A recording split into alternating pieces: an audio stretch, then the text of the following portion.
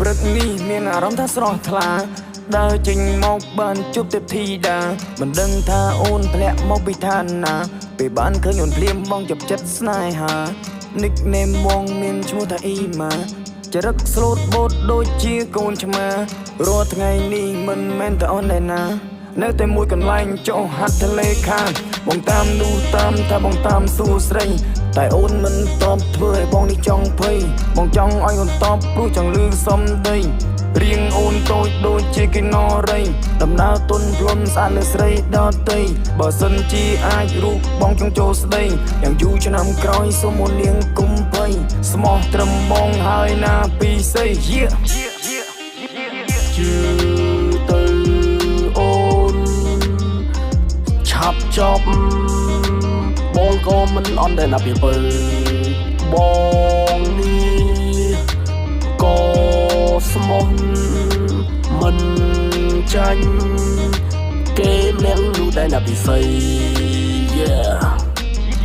ឃើញបងបែបនេះកុំគិតថាបងលេងគេនិយាយបែបនេះកុំគិតថាគេមែនទេ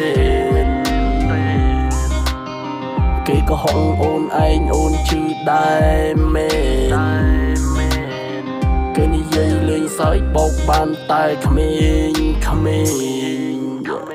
ជឿទៅឆាប់ជប់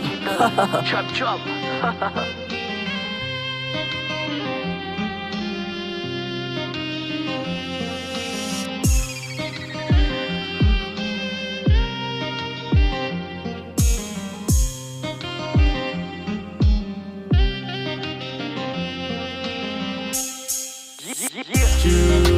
ទៅអូនឆាប់ចប់បងក៏មិនអន់ដែរណាពីបើបងនេះក៏ស្មោះមិនចាញ់គេអ្នកនោះដែរណាពីស័យឃើញបងបែបនេះកុំគិតថាបងលេងបែបនេះកុំគិតថាគេមែនទេគេក៏ហងអូនឯងអូនជឿដែរមែន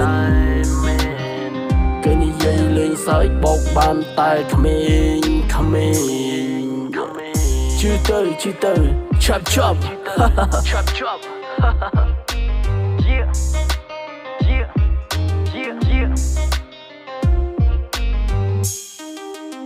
Ha ha ha.